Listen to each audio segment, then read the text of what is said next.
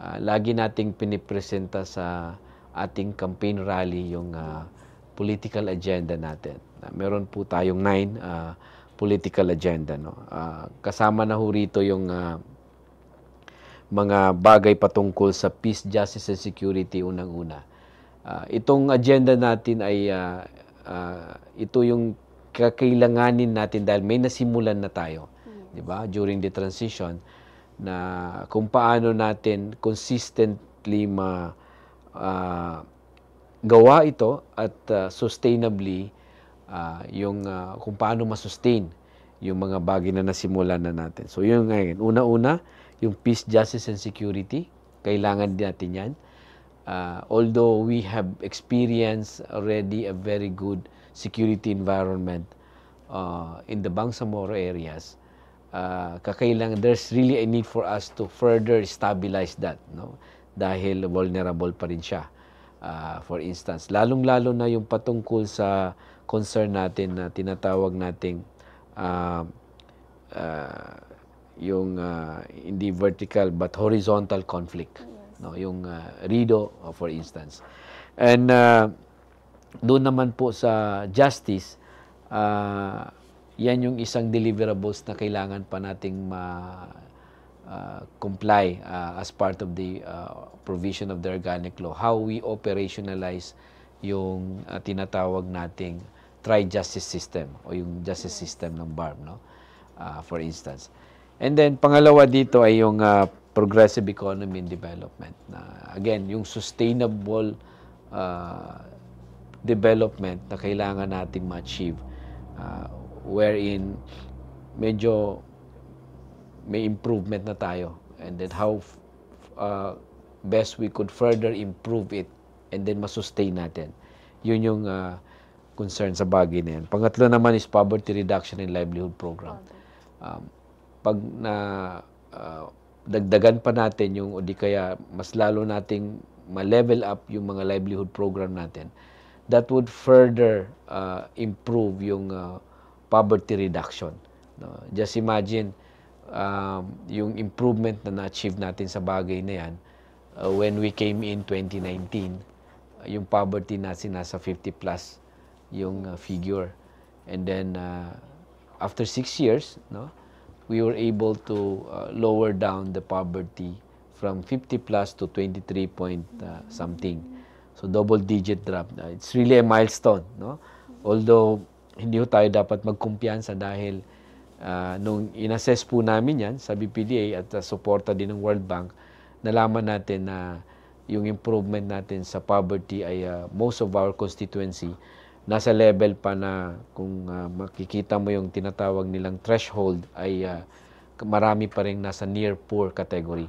So, kailangan pa ho nating ma-improve further yung bagay na yan. Kaya very important po sa atin yan. And then, pang-apat yung continuation ng Bangsamoro struggle natin.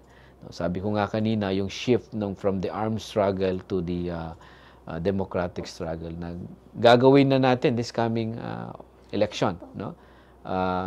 Kaya inaanyayahan namin lahat ng ating constituency to actively participate sa election para makapagboto sila, no? Yes.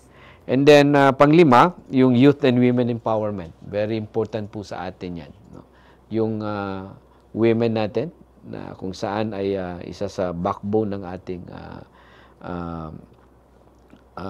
society.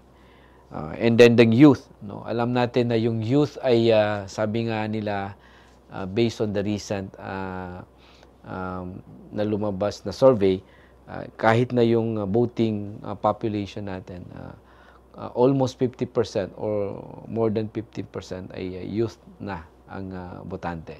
So, very important po yan dahil sila yung kinabukasan ng ating gobyerno. And then yung unity of the Bangsamoro people, very important din po yan. Kailangan natin magkaroon ng sustainable program for the unity among us, no?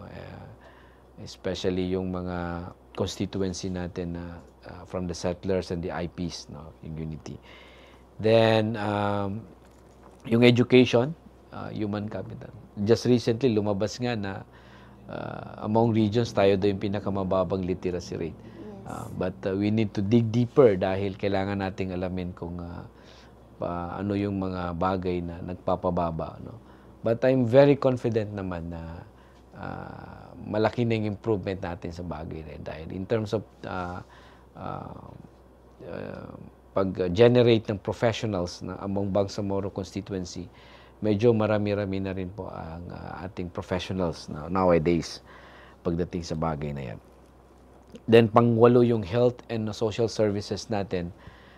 Talagang very important po sa atin yan dahil that would entail yung concern natin sa individual constituency, yung access to health at yung access to social services ng ating mamamayan. At malaki-laki na rin yung ating inabot sa bagay na yan. At yung ilan sa ating programa ay nakaangkla po sa bagay na ito. And then lastly, yung genuine and meaningful autonomy. This coming election would really trigger yung pagpasok na natin sa isang meaningful autonomy dahil ito ay magma-manifest na dito yung leaders and MPs that is elected by our people, by the Bangsamoro people. So, hindi na siya appointed. No? Kasi pag appointed, yung exercise of autonomy hindi pa masyadong buo. Pag elected na, that would definitely signal na yun na yung kailangan nating ma-achieve sa the moment na magkaroon na ng election for the BARM. Yes.